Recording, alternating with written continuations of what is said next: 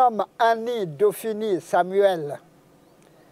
Évidemment, je suis natif même de Dédougou, pour ainsi dire.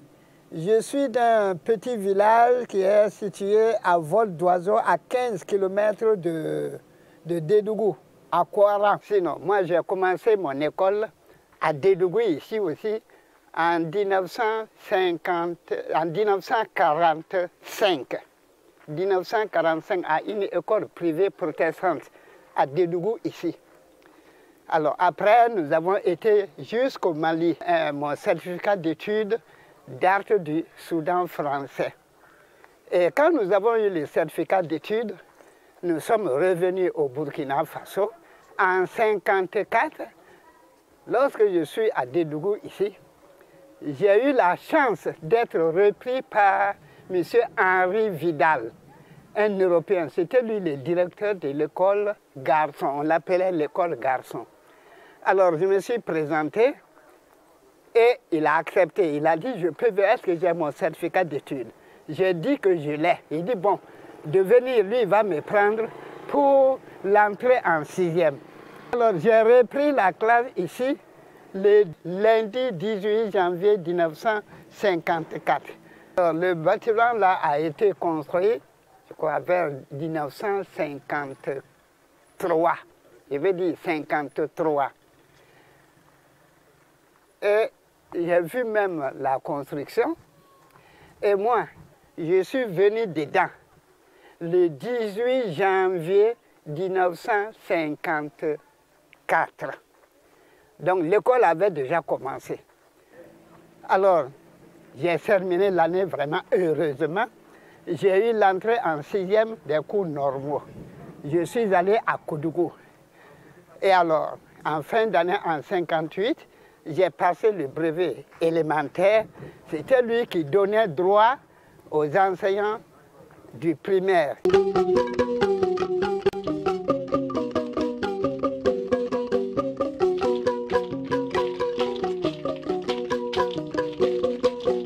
Donc, quand nous avons été formés, j'ai été affecté et j'ai commencé mon enseignement à Boulssa. Et après Boulssa, j'ai fait 2 ans à Boulssa. On m'a affecté à Rigui, Waïguia. J'ai fait 4 ans à Waïguia. On m'a muté à Ziou, dans le cercle de Kébélé. J'ai fait 4 ans là-bas. J'ai été affecté dans le cercle de Houndé, c'est-à-dire à Boni. Après 6 ans, j'ai été affecté à Dédougou. Et je suis venu à Dédougou et on m'a nommé directeur de l'école garçon de Dédougou. Et c'est ainsi qu'en 1987, j'ai quitté l'école centre A de Dédougou et j'ai été affecté à l'inspection comme chef du SAM. Et vraiment, ça m'a plu, ça ne m'a pas plu, ça m'a plu parce que je sentais que je ne pouvais plus faire comme je ne voulais. Et ça ne m'a pas plu parce que l'école que je laissais, vraiment, j'avais mon âme dedans. C'est là que j'ai fait mon école primaire, je suis sorti. Et 20 ans après, je suis revenu directeur de la même école.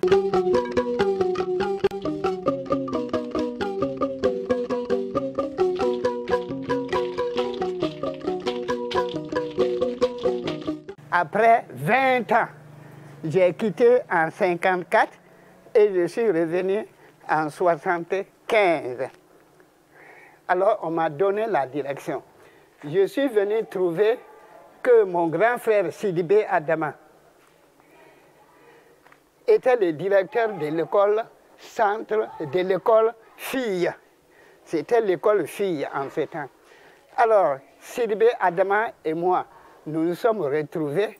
On dit, mais puisque les garçons ne vivent pas à part les filles, donc pourquoi on va dire école garçon et école fille? Nous avons, Sidibé Adama et moi, nous avons baptisé école centre A. Et là-bas, école centre B. Au lieu de garçons école garçon ou école fille, c'est devenu école centre A. Et chez les filles, école centre B. Et en la même année, moi j'ai donné 30 garçons à CB, lui aussi m'a donné 30 filles. Donc c'est comme ça qu'on avait mixé les deux écoles. Voilà l'histoire qu'à présent.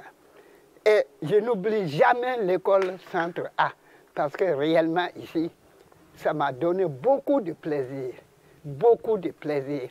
Une école que j'ai quittée et je suis revenu prendre la direction. Vous savez ce que ça fait. Je me suis donné parce que j'étais chez moi. J'étais abonné à des journaux en France et à Arc de Ouagadougou. Tout ça, je fouillais, c'était pour l'école, pour bien enseigner.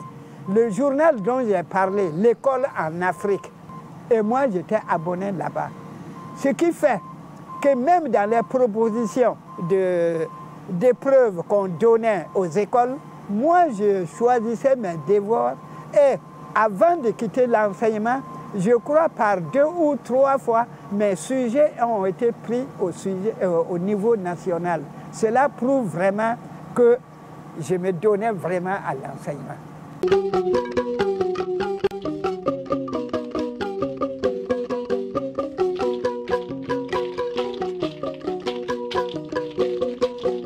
Bien, désagréable d'abord, parce que quand je suis arrivé à Waïguia. Mon inspecteur était un Peul. Alors vous savez que les Boaba et les Peuls, ils jouent ensemble. Voilà la parenté à plaisanterie. Alors lui, vraiment, il m'a épousé et on était d'accord. Mais malheureusement, à la 3e année, alors il y a eu, c'est la 4e année, il y a eu quelque chose à Waïguia. Il y a eu des fraudes. L'inspecteur lui-même, je l'ai surpris en fraudant, puisqu'ils ont fait un problème dehors, lui il a plié sa main dans sa main, allait glisser à une fille, il était au bout d'une table, moi j'étais à l'autre, donc je l'ai vu faire. Alors en 65, Waïguia, vraiment c'était une école où chaque fois aux examens, la cour est remplie de policiers, parce que les fraudes vraiment battaient leur plein. Moi j'étais président de la salle numéro 8.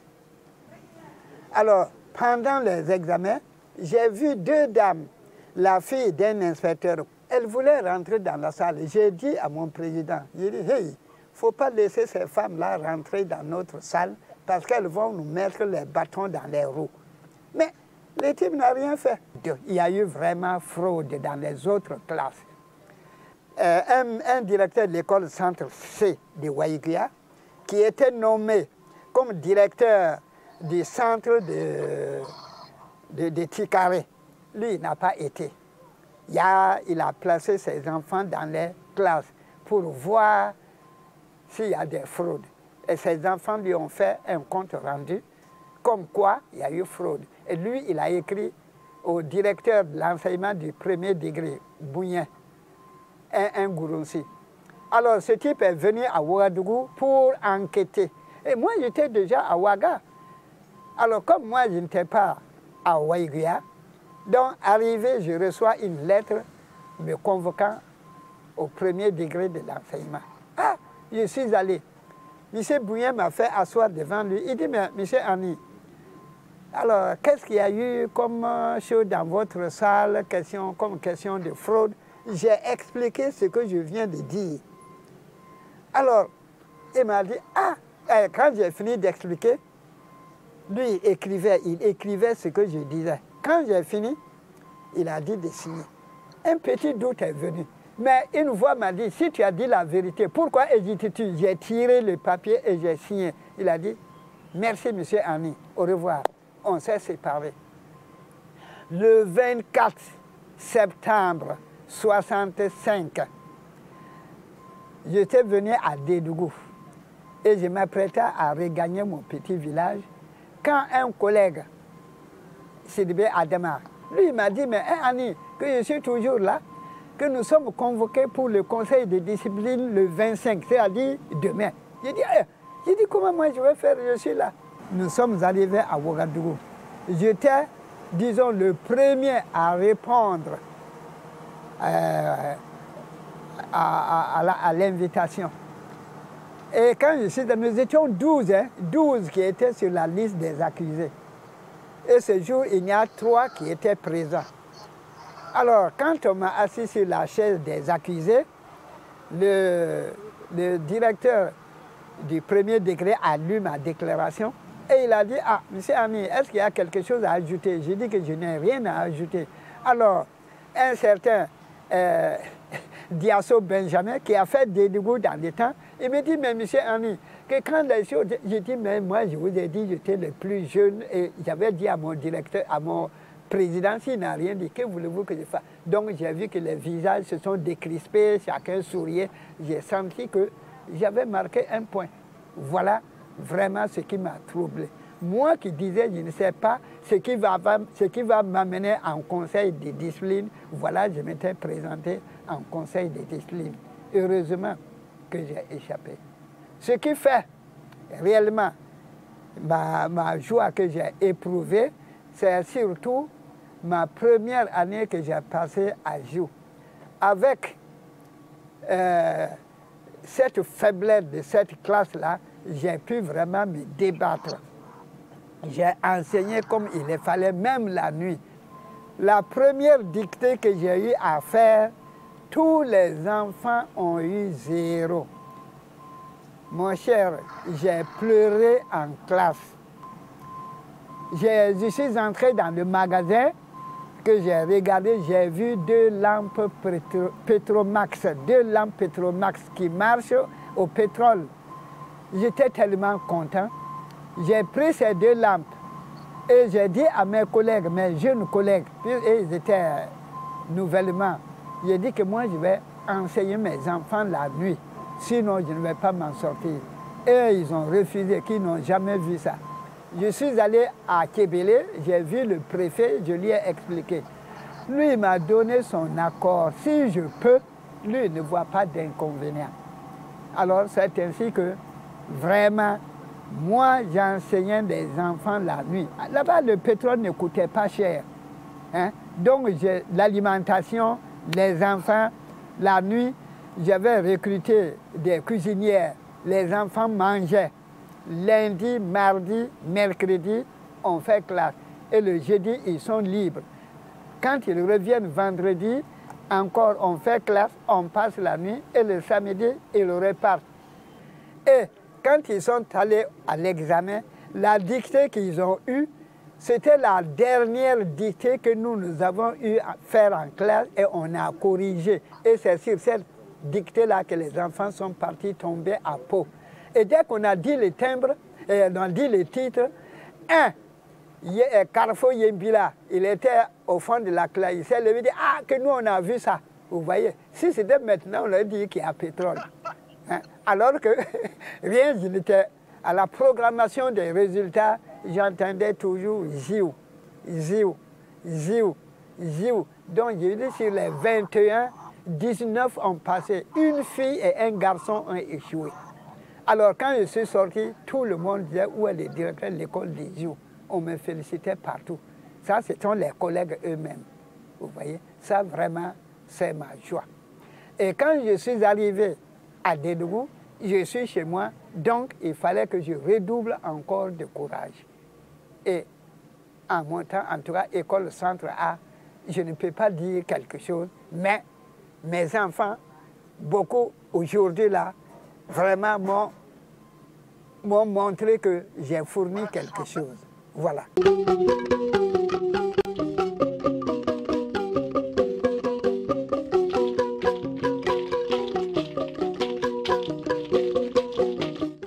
Quand je suis arrivé, j'ai trouvé Sanou Issa, qui était l'inspecteur. Alors lui aussi, on se connaissait. Alors c'est un inspecteur qui avait confiance en moi. Et dès les premiers contacts, j'ai senti que je pouvais vraiment me donner encore. Vraiment, nous avions formé une équipe qu'on appelle les aiglons. Et les aiglons, quand on dit aiglons seulement, tous les enfants tremblaient. Alors, avec lui, on a fait beaucoup de bonnes choses. Ça me plaisait vraiment. Et j'ai pu faire vraiment, j'ai mis les dossiers en ordre. Je vous dis, quand je suis revenu, que j'avais accès aux archives, ce que j'ai vu, les Nazi Boni, les Ouezin, Koulibaly, tout ce que j'ai vu comme ça, j'ai tout rangé, posé. Et comme parent d'élèves, j'ai révolutionné cela. Nous avions des parents d'élèves, et justement, il y a un des parents d'élèves, Banao Joani, qui était le président de l'association des parents d'élèves. Nous avons collaboré ensemble. C'était un vieux vraiment qui m'estimait beaucoup. Et au point de vue parents d'élèves, on dit qu'il y a des problèmes partout, mais nous, on n'avait pas de problème de sous et consorts. Tout était bien contrôlé.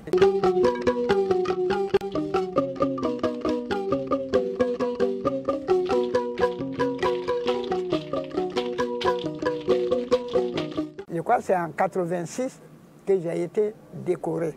Et ma décoration, je suis fier de cette décoration. Je le dis à qui veut l'entendre. Parce qu'en ces temps, on ne discute pas entre quoi là pour décorer. Les gens qui sont avec vous, pour moi, il y avait les directeurs des services, les chefs de service, ils étaient réunis et on leur a posé la question, est-ce que M. Henry mérite une décoration? Unanimement, ils ont dit que je mérite la décoration. Et c'est là que j'ai été décoré. En 84, là, j'ai posé un acte avec mes collègues de Dédougou. Dès que nos enseignants, vous savez qu'avant, les enseignants n'avaient qu'un seul syndicat, les SINIAV.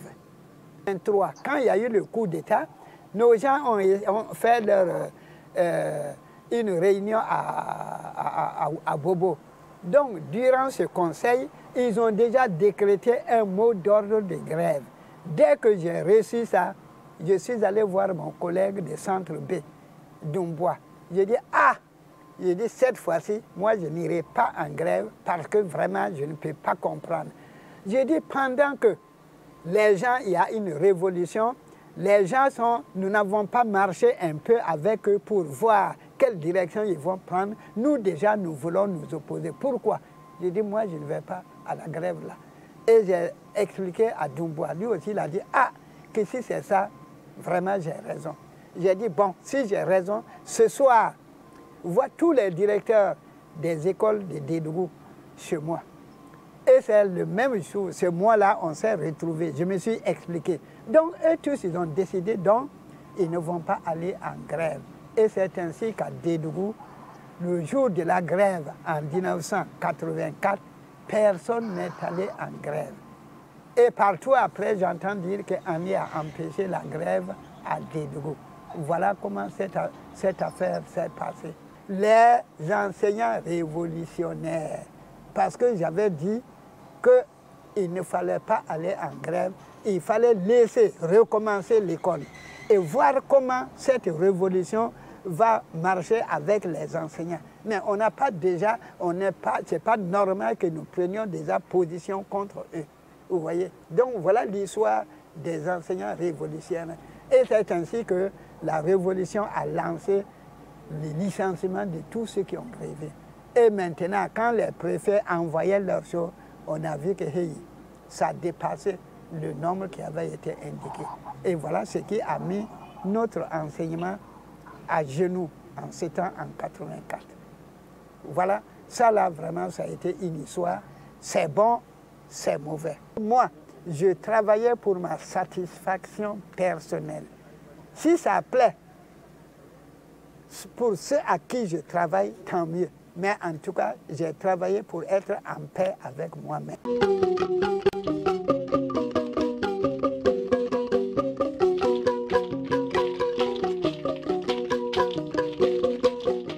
Le système actuel devait être meilleur puisque nos enfants ont un niveau plus élevé que nous l'avions.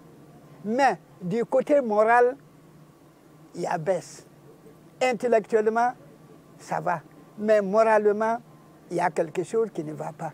Nous, en notre temps, actuellement, les gens disent motivation, motivation. Le mot motivation, là, c'est devenu vraiment bizarre. Bizarre. Les cours normaux, dès que vous rentrez, vous apprenez tout. La musique, le solfège. Qui va parler de solfège aujourd'hui? Hein? Tout ce qu'on faisait, on apprenait tout. Hein? Avant, c'est-à-dire on te prépare au métier de l'enseignement, les matières concrètes et tout et tout. Donc, dès que tu parles là-bas, on te prépare pour sortir et enseigner. Si on avait conservé les cours normaux, mais les cours normaux ont fourni énormément de très bons enseignants. Et même il y a eu des inspecteurs qui sont sortis de la formation parce que pédagogiquement, ils étaient vraiment bien munis. Mais maintenant, si vous prenez un enfant qui vient du CEG, aller former d'une manière encore, je ne sais comment, d'aller enseigner. Enseigner un enfant, transmettre ton savoir dans le cerveau de quelqu'un, ce n'est pas quelque chose de facile. Hein? Il faut que toi-même tu saches comment faire. Hein? Il faut que tu saches. Donc quand on a supprimé, alors vraiment, ça n'a pas marché. Et j'avais voulu qu'on mette les cours normaux dans tout pour former réellement des jeunes qui auront l'ami.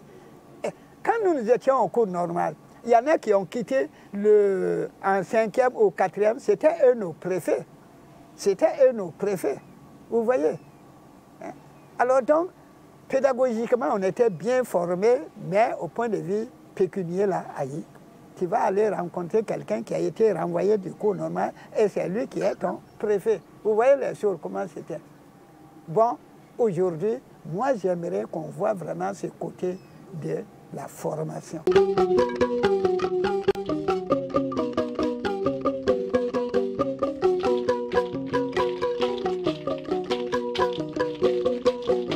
Ce que les gens décrivent aujourd'hui, non, et on ne peut pas. Quand nous avons quitté jusqu'au-dessus, combien de réformes il y a eu? Combien de réformes? Combien de réformes? On ne peut pas ne pas réformer. La vie est une continuité et il faut refaire les choses selon le temps. Si aujourd'hui, quand j'entends vraiment ces choses-là, ça m'écoeure. Parce qu'on dirait que ce ne sont pas sur les êtres humains que nous travaillons. Mais aujourd'hui, qu'est-ce que nous avons? Pourquoi nous piétinons dans notre développement? C'est à cause des gens. Hein? À cause. Nous, on ne savait pas, beaucoup de gens, moi, personnellement, la politique ne m'intéressait pas dans ces temps-là. Pas du tout. Mais aujourd'hui, quand j'entends, on parle de réforme, les gens se révoltent et font du mal. Mais ce n'est pas normal. Ce n'est pas normal. Pour moi, c'est normal qu'il y ait des réformes. Et c'est qui réforme? Qui? Ce sont nos supérieurs, des gens qui se réunissent, des gens qui sont soucieux de l'enseignement. Ce n'est pas n'importe qui. Bon, dis des gens qui sont soucieux de l'enseignement se réunissent et veulent faire quelque chose. Pourquoi? Nous qui sommes en dessous, ben, prenons même le cas de Chefferie, là, que ce soit dans le Bois-Mou ou dans le Mossi. Il n'y a pas de gens qui gouvernent. Il y a des gens qui gouvernent. Si maintenant, un sujet est toujours... Mais si c'est vraiment la voie normale, qu'est-ce qu'il faut faire? Qu'est-ce qu'il faut faire? Dans le temps, j'ai dit que j'ai passé devant le conseil de discipline. Aujourd'hui, est-ce qu'il y a beaucoup de conseils de discipline? Parce que dans les groupes de profession, il y avait le conseil de discipline. Quand tu agis mal, ce sont des gens même qui te mettent sur le chemin. On peut te faire baisser d'un échelon, on peut te blâmer. Il y avait des sanctions. C'est normal. Aujourd'hui, là, vous voyez, on récompense les meilleurs enseignants. Je suis entièrement pour. On ne peut même pas récompenser un enseignant. Ce n'est pas possible. Parce qu'il se vide physiquement, intellectuellement et moralement pour la progéniture. Mais, et on laisse maintenant ceux qui ne foutent rien. Quand il y a félicitations, il y a chose, il y a sanction. Donc je vois, on félicite, on récompense ceux qui travaillent et ceux qui ne foutent rien. Qu'est-ce qu'on fait pour eux? Qu'est-ce qu'on fait d'eux? Qu'est-ce qu'on fait d'eux? Lui aussi, il devait subir quelque chose. Comment je peux supporter qu'un enseignant puisse présenter des enfants et avoir 0 au CP? Vous-même, voyez. Qu'est-ce qu'il a fait? Et pourquoi on les paie? Tu as de l'argent toute l'année et tu vas présenter ce qui va montrer que tu travailles les enfants au 0. Vous voyez? Donc, on récompense ceux qui travaillent bien, je suis d'accord. Mais ne laissez pas aussi ceux qui ne foutent rien là. Il faut les sanctionner. Et c'est ça qui va faire que l'enseignement va avancer. Et si on fait ça, les gens vont crier, ils vont crier. Mais non, c'est normal.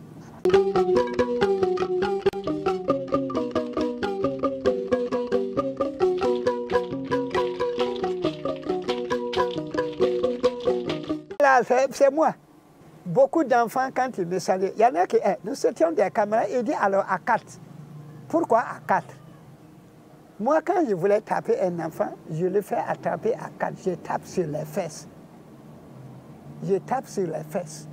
Parce que là, au moins, la chair, à 4. Bon, oui, il y a un même qui est venu me dire sur mon mec, alors à 4, j'ai dit très bien, mon enfant.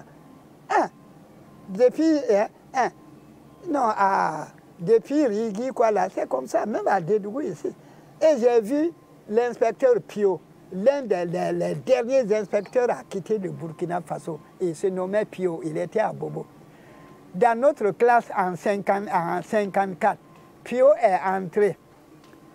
Il a vu un de mes voisins là, qui copiait, il s'est mis à la porte de la classe. Quand il a vu que l'enfant copiait, il est venu le taper copieusement devant nous. L'inspecteur, je suis témoin oculaire.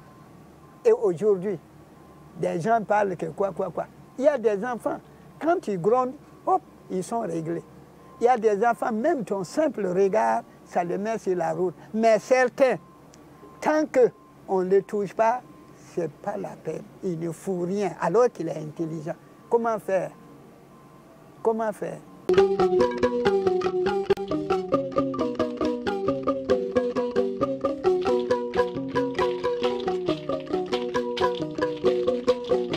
Bon, le problème est peut-être à deux niveaux. Nous les parents d'abord. C'est nous les parents d'abord. Parce que quand l'enfant vient, aujourd'hui, nous, nos parents, qu'est-ce qu'ils avaient? Ils n'avaient rien. Mais aujourd'hui, il y a des parents qui ont tout. Ils commencent déjà à inculquer, mettre dans la tête de leurs enfants, il ne faut pas faire ça, il ne faut pas faire les droits des enfants et tout. Les enfants, ils comprennent. Ils comprennent. Mais si nous réfléchissions que le pays doit avancer, d'abord à commencer par les écoles. Nous avons des effectifs, vraiment, ce n'est pas possible. En 80 combien, j'ai reçu un Canadien qui est venu avec sa femme pour voir leurs enfants à Dédougou. Ils sont venus me voir dans une classe du CE2. Quand j'ai dit il y a 84, il a attrapé sa tête. Que comment un maître peut faire avec 84? Que chez eux, à 25, les maîtres veulent gréver. Parce que c'est trop. Et c'est vrai. Comment voulez-vous qu'avec, il y en a qui ont plus de 100.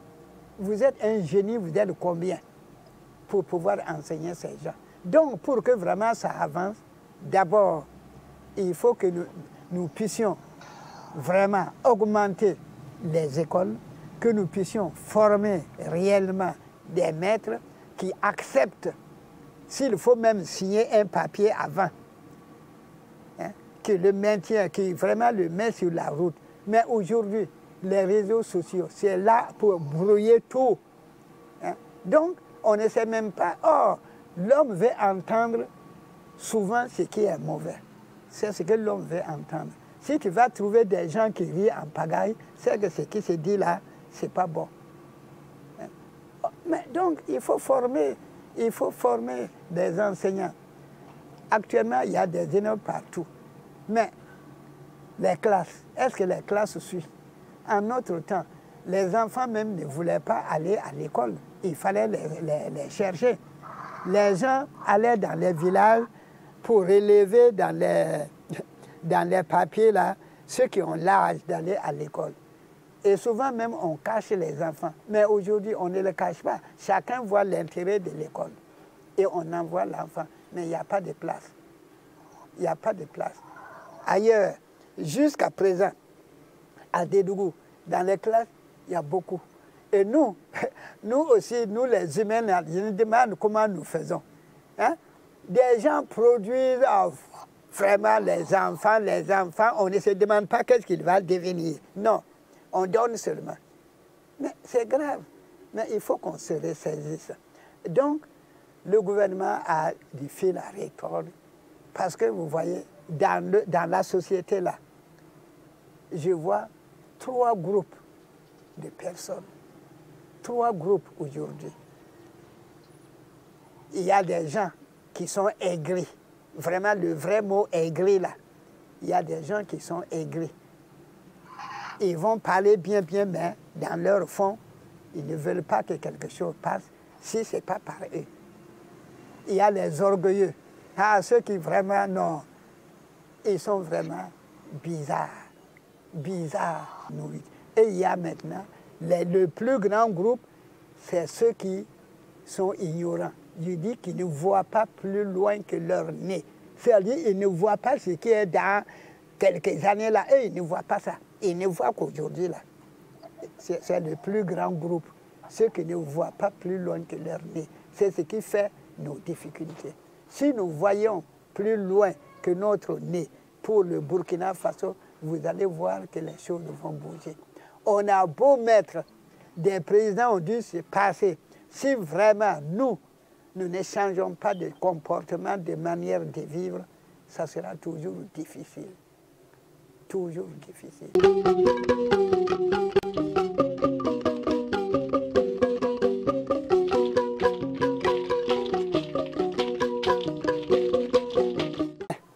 Alors, pour les enseignants, je peux dire, si tu ne veux pas te donner, ce n'est pas la peine d'aller à l'enseignement.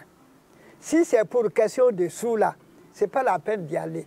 Parce qu'à l'enseignement, ce qu'on te donne là, c'est pour te permettre de vivre. Donc, si tu n'as pas l'amour des enfants, le vrai amour, hein, ce n'est pas la peine. Et le vrai amour, il y en a qui disent qu'il ne faut pas frapper l'enfant. Mais si l'enfant fait mal dans la Bible, je vais citer 2 choses seulement. Il est dit dans la Bible que l'enfant laisse déjà voir par ses actions si sa conduite sera pure et droite. L'enfant laisse déjà voir par ses actions si sa conduite sera pure et droite. Et l'autre message qui dit que la folie est attachée au cœur de l'enfant. La verge de la correction l'éloignera de lui. La verge de la correction l'éloignera de lui. Il est petit. Tu sens que ta manière de faire dans sa vie, ça sera difficile. Qu'est-ce qu'il faut faire? La verge va éloigner de lui ces mauvaises actions-là. Et c'est dit dans la Bible. Et je crois connaître réellement ma Bible. Donc, c'est ce que je demande à un enseignant. Mais comme il leur est défendu de frapper, donc il faut que l'enseignant ait l'amour de l'enfant. Et il faut que l'enseignant réellement ne pense pas à l'argent. Quand je vois des gens qui grèvent tout ça pour question que quoi, ceci, cela. Mais et toi? Tes dépenses là, est-ce que tu vois dedans? Ce que toi tu dépenses là, est-ce que tu vois dedans? Nous, en notre temps, on n'avait pas de portable. Donc, pas de dépenses pour les portables. Vous voyez? Or, aujourd'hui, c'est certain là, ce que les portables et toutes ces choses-là prennent, c'est une somme rondelette. Donc, vous voyez? Donc, un enseignant, s'il a l'amour de l'argent, il n'a qu'à aller pour faire son bien. C'est Dieu seul qui récompense. Le mot aussi dit que Dieu n'emprunte pas, mais il rembourse. Dieu n'emprunte pas, hein, mais il rembourse. Tu fais du bien, Dieu va te faire la même chose. Tu fais du mal, attends-toi. Dieu va te rembourser. Il n'emprunte pas, mais il rembourse. Donc, si tu veux que Dieu te rembourse réellement, pendant que tu travailles, que ce soit n'importe quel métier, fais ton travail d'une manière honnête, d'une manière correcte, et tout va bien. Et la justice, il faut être juste. il faut être juste. Il faut que nous-mêmes, nous puissions faire une introspection, voir ce que je fais. Est-ce que c'est normal? Tu sais bien que ton salaire ne te suffit pas.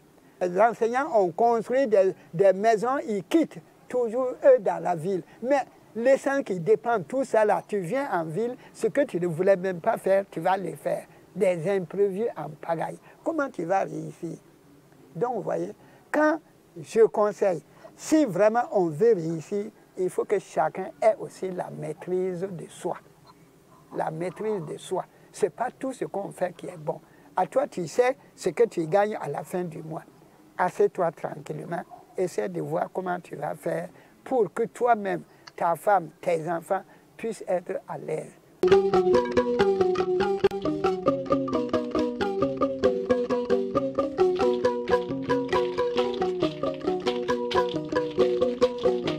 Et je dis que je suis très content que ce soit mes enfants qui viennent vraiment me faire cet honneur-là.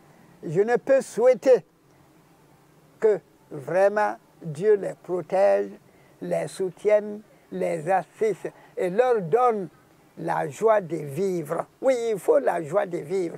Si on voit toujours des gens soucieux et tout, mais là, ça ne va plus. Et vraiment, je dis à Dieu de les protéger. Que Dieu soit loué.